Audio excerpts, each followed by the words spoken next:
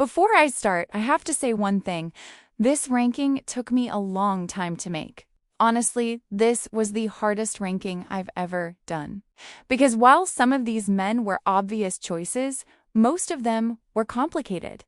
They could be amazing husbands in one moment and make you question everything they did in the next. So, after a lot of thinking, rewatching, and probably way too much arguing with myself, I finally decided on my ranking of 12 of the most memorable husbands from Desperate Housewives. At last place, we have George Williams, the psychopath of Wisteria Lane. Now, as we all know, he technically wasn't a husband. He and Bree were engaged, but never actually made it down the aisle, thank God. But with all the drama he provided, there was just no way I was leaving him off this list. The thing about George is that he didn't understand love. He understood obsession. He basically decided Bree was going to be his wife, and everyone else just became an obstacle standing in the way. At first, he almost seems sweet and awkward. He's constantly around Bree, showering her with attention and trying to prove he's the perfect man for her. But then you realize how quickly that attention turns into control. He stalked her, watched her through cameras, manipulated her, poisoned Rex, attacked Dr. Goldfine, and even burned Peter's car because he couldn't handle Bree moving on. And the thing that makes George so disturbing is that he genuinely thought he was the romantic hero of this story. In his head, all of this was somehow proof of how much he loved Bree. But after murdering her husband, I think we've officially left the romance category at that point. And that's why he is on the bottom of this ranking. George wasn't just a bad partner.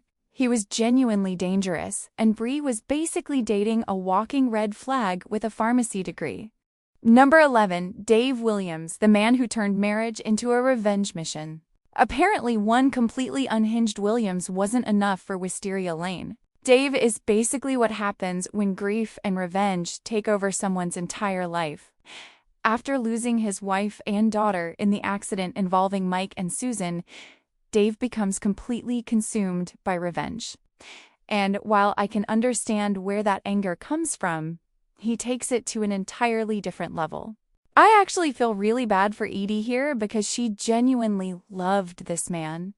Imagine thinking you finally found the love of your life, only to find out you're actually a supporting character in his revenge plot. Now, I don't think Dave was simply born evil. He's a man who experienced an unimaginable loss and never found a healthy way to deal with it. He let his grief consume him until vengeance became the only thing giving his life any sense of purpose. That explains him, but it definitely doesn't excuse him. And unfortunately for Edie, the relationship she thought would finally make her happy ended up costing her everything. Number 10, Rex Van de Kamp, the husband who took everything for granted until it was too late. When we first meet Rex, it's easy to think Bree is the main problem in their marriage. She's rigid, obsessed with appearances, and clearly has trouble expressing her emotions. But the more we see of Rex, the more I started thinking, maybe this man should look in the mirror. Because Rex spends so much time complaining about Bree that he barely seems to appreciate how much she actually does for him and their family. She's cooking, cleaning, raising the kids, keeping the house perfect, organizing everything, and Rex often acts like that's just what she's supposed to do. He even tells Bree that she should get a real job because apparently being a housewife doesn't count as work. And when Bree finally decides to turn her cooking into something of her own, instead of encouraging her, Rex basically laughs at the idea of her writing a cookbook. He also had a habit of making Bree feel insecure. In a flashback, we learn that Rex complimented Gabrielle in front of Bree, telling her she was the most gorgeous woman he'd ever met. Later, Bree opens up to Rex and admits that the comment hurt her. Instead of taking her seriously, he dismisses her and makes fun of her feelings. I also think Rex wasn't exactly helping Bree with the children. They often fell into this good cop, bad cop dynamic, except Rex got to be the fun, understanding parent, while Bree was left being the strict one. Whenever the kids acted out, Bree was usually the one trying to discipline them, while Rex was much more willing to excuse their behavior. And on top of all that, he cheats on Bree. Instead of actually working through what was missing in their marriage, he looked for what he wanted somewhere else. His sexual preferences weren't the problem. The problem was the dishonesty and not trusting his wife enough to talk to her about it. Ultimately, Rex acted like the victim of the marriage far too often. He could be childish, emotionally unaware, and incredibly unappreciative of the woman who was doing so much to keep their family together. And yet, I don't think Rex was a bad man. I think he loved Bree. The tragedy is that he only truly understood how she loved him when it was too late. When Rex is dying, he finally realizes that all those perfect meals, spotless rooms, polished silver, and perfectly folded napkins were Bree's way of saying, "I love you." And I think that's what makes his story so frustrating. He spent their marriage wanting Bree to change, only to realize, at the very end, that he never really understood her. He finally appreciated what he had, just a little too late. Number 9.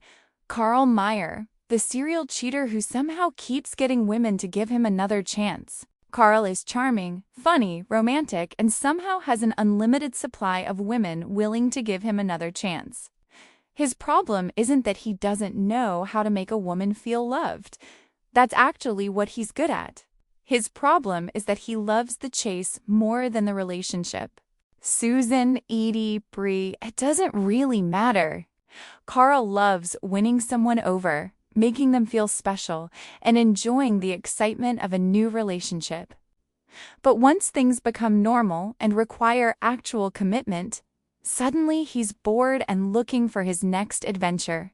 He cheats on Susan, cheats on Edie, and somehow still manages to convince both women that he's worth another chance. This man has more second chances than the entire cast combined. And what's frustrating is that I don't think Karl is incapable of love. He genuinely cares about Susan. He loves his daughter Julie, and I think his feelings for Bree were real too. But that's almost what makes him worse as a husband. He can genuinely love someone and still betray them. He knows how to make a woman feel like the most important person in the world, and then he goes and does something that makes her wonder why she ever trusted him in the first place.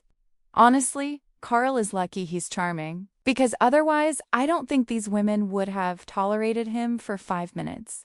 He's entertaining, charismatic, and probably great for a few dates. But as a husband? Absolutely exhausting. That's why Karl comes in at number 9.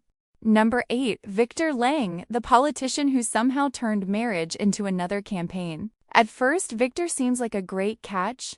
He's rich, confident, successful, and completely obsessed with Gabby. After her rocky marriage to Carlos, Victor seemed like exactly the kind of man Gabrielle thought she could finally build a life with. Well, sort of. Because Victor doesn't just like winning elections. This man likes winning everything. From the moment he meets Gabby, he decides he's going to have her. He even stages a car accident just to get an excuse to meet her. Romantic? Maybe. Completely normal? Absolutely not. And once they're married, she starts realizing that being Victor's wife comes with a job description. Victor also expected Gabrielle to play the perfect political wife, support the campaign, look good, and never embarrass the mayor. And I think this is where Victor becomes especially controlling. He wasn't just asking Gabby to support his career. He was making decisions about their future without even including her in the conversation. He had ambitions beyond the mayorship and was already considering a run for governor, while Gabrielle had no idea. That's a pretty big thing to keep from your wife, especially when you expect her to put her own life aside to support your political ambitions. And then she overhears Victor and his father talking and realizes that marrying her wasn't just about love. She was also useful to his political career, particularly when it came to winning the Latino vote. So congratulations, Gabby! You weren't just a wife, you were apparently part of the campaign strategy. After discovering this, it's not exactly surprising that Gabby turns to Carlos. And that's when Victor's obsession with appearances really comes to the surface. His ego takes a massive hit. Victor is used to being in control. And suddenly, the picture-perfect marriage he's so invested in maintaining isn't so perfect anymore. At the same time, I don't think Victor was completely heartless. After discovering the affair, he tears up his schedule and tells Gabrielle he's finally going to make time for her. Maybe that's genuine. Maybe he finally realizes that his marriage has been neglected. Or maybe he just can't stand the idea of being publicly humiliated. The show never really tells us, so it's up to our interpretation.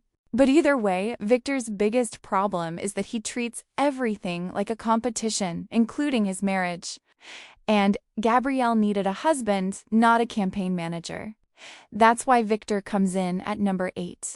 Number 7, Orson Hodge, the perfect husband who slowly became absolutely unhinged. When he first comes into Bree's life, he really does seem like the perfect husband.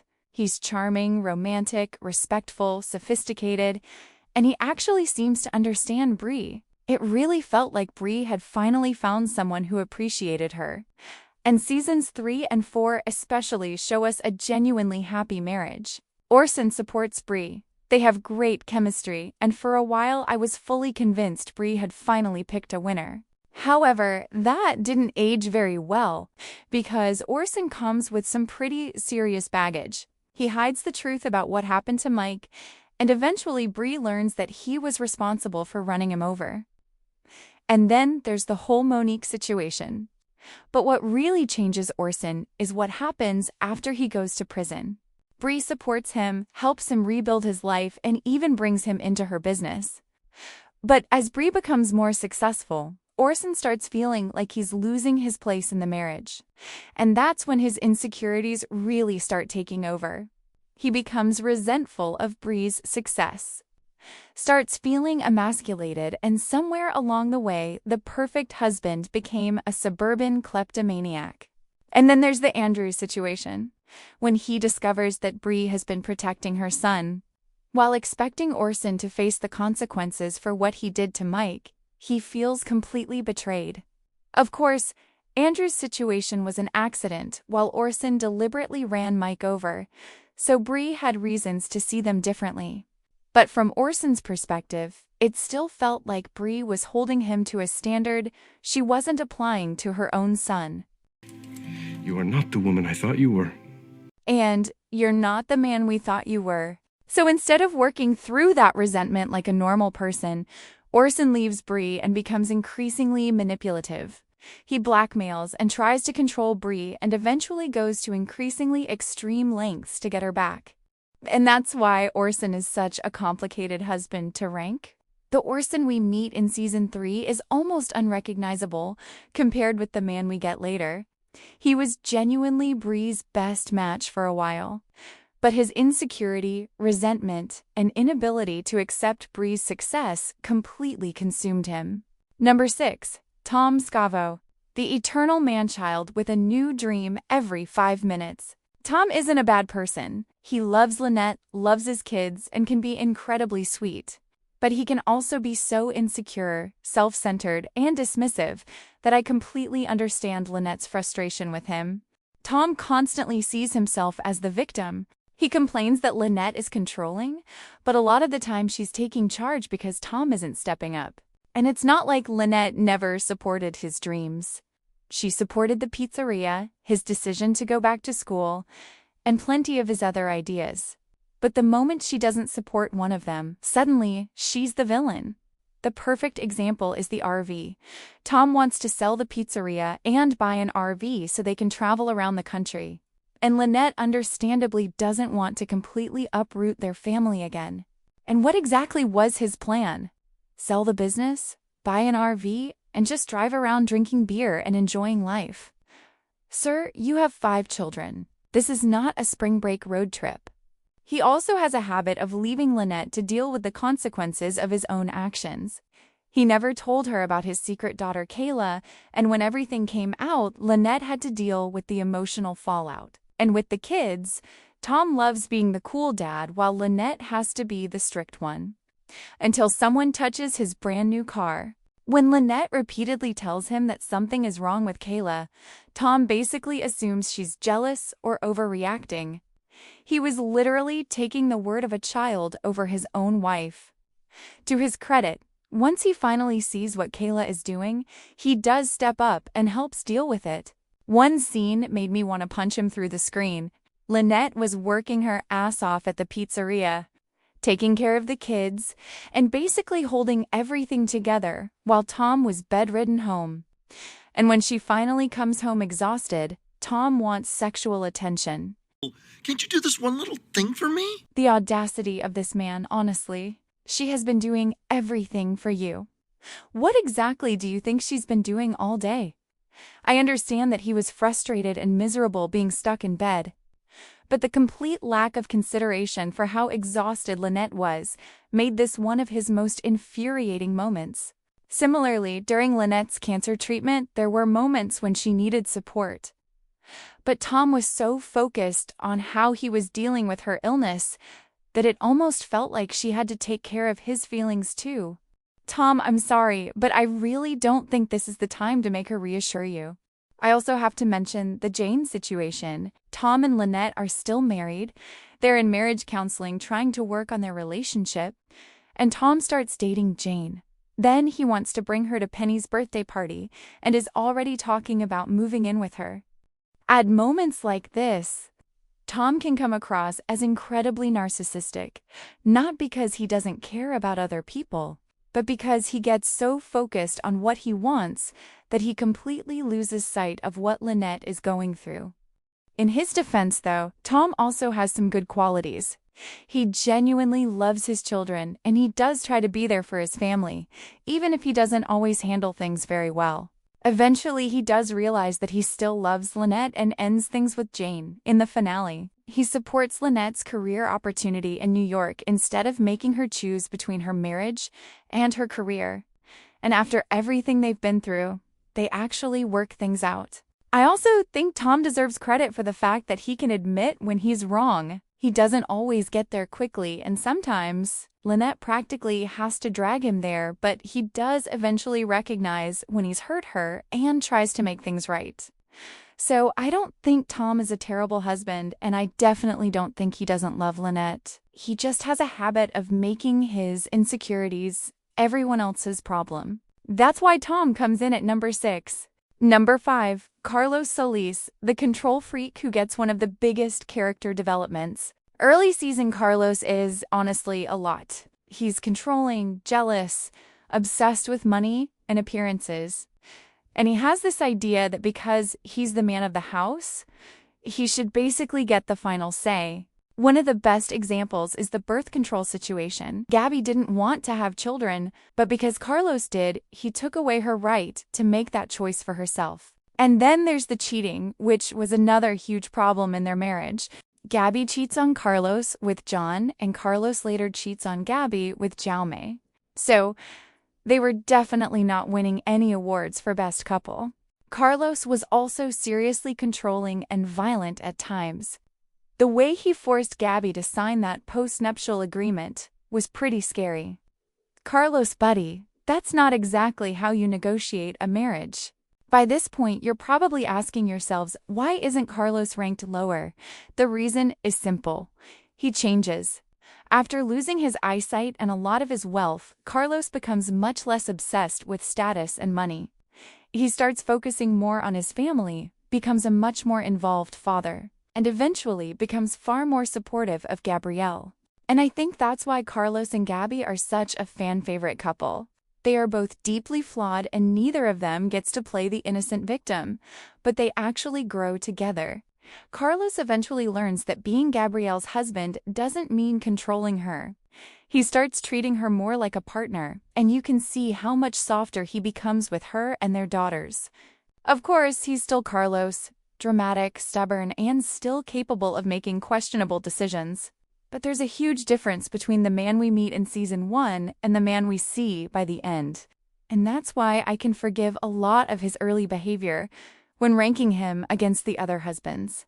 He started out thinking being a husband meant being in control. He eventually learned that being a husband meant being a partner. And that's why Carlos comes in at number 5. Number 4, Paul Young, the devoted husband with no moral compass. I know putting Paul this high might sound insane considering everything he does, but remember, we're ranking these men as husbands, not as human beings. And when it comes to Mary Alice, Paul was incredibly loyal. He loved her deeply, stood by her when her past came back to haunt them, and helped her protect the secret that could have destroyed their family. And after she died, his devotion took a much darker turn. He became completely consumed by grief and revenge, even killing Martha because he blamed her for his wife's death. I guess he's never heard of therapy, but honestly, even his extreme reaction shows just how deeply he loved Mary Alice. Even after her death, he never really stopped being devoted to her. And that's why I actually think Paul was a better husband than his reputation suggests. He wasn't cheating on Mary Alice. He wasn't competing with her career. He wasn't trying to control her or make her feel inferior. His problem was almost the opposite. His loyalty was so extreme that it completely destroyed his sense of right and wrong. His marriage to Beth is a completely different story because that relationship begins with deception and never has the same genuine foundation.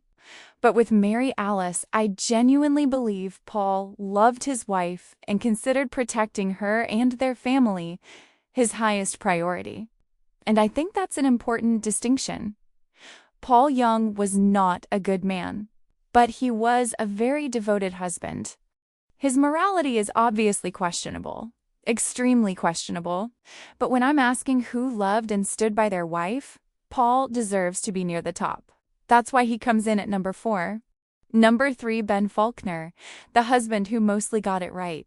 Ben and Renee are very different, but somehow their personalities work really well together. What I like most about Ben is that he never seems threatened by Renee's confidence or independence. He doesn't try to control her, compete with her, or make her feel like she needs to be less of herself. But Ben definitely isn't perfect. When his business starts falling apart, he keeps Renee in the dark. And then, after finding out that she has $12 million from her divorce, he starts thinking about marrying her to solve his financial problems. He even proposes, before admitting that money was part of his motivation. I can understand that he was desperate, but Renee had every right to feel betrayed. To Ben's credit, though, he eventually admits what he did and makes it clear that he genuinely loves her. We have a similar situation with the body at his construction site, but I think that's totally different. Ben keeps that secret because he genuinely believes he's protecting Renee. I can actually understand his reasoning there, even if keeping secrets from your future wife isn't exactly ideal. And considering the men we've already talked about, a man who mostly just loves his wife and doesn't make her life a complete nightmare is honestly refreshing on Wisteria Lane. That's why Ben comes in at number 3. Number 2, Mike Delfino, the good guy whose pride and secrets occasionally get in his own way. I think Mike is one of the easiest husbands on this list to root for. He's kind, protective, dependable, and he genuinely loves Susan. He's also one of the few men on Wisteria Lane who usually seems to want a simple family life, rather than constantly turning his marriage into some kind of personal project. But like any other human being, Mike isn't perfect. One of his biggest problems is his pride. Mike takes a lot of pride in being able to provide for his family, which is admirable until that pride starts making decisions for him. But compared with most of the men on this list, Mike's flaws usually come from pride, insecurity, or wanting to protect his family, rather than wanting to control Susan or deliberately hurt her. And there are so many moments where he proves how much he loves her. He accepts Julie as his own. He supports Susan through some incredibly difficult situations, and when things go wrong, he usually tries to put his family back together rather than running away from the responsibility. He also genuinely tries to be a good father. His relationship with MJ is incredibly important to him, and you can see how much he wants to give his son the stable childhood he never had. And I think that's what ultimately makes Mike such a good husband. He doesn't always get it right, but he shows up. He loves Susan and his son, and when life gets difficult, His instinct is usually to protect his family and try to fix things. And, unlike Tom, Mike doesn't need to be the center of attention or have some huge new dream every 5 minutes. His dream is basically just having a family and keeping them safe. That's why Mike comes in at number 2. Number 1, Bob Hunter, the husband who somehow managed to survive Wisteria Lane without becoming completely insane. I think Bob deserves this spot because, out of everyone on this list, he probably has the healthiest relationship. He and Lee couldn't be more different. Bob is calm, practical, and reserved, while Lee is emotional and dramatic and has absolutely no problem saying exactly what's on his mind. I guess opposites really do attract, but instead of trying to change each other, they actually learn how to balance each other out. And that's what I like most about Bob as a husband.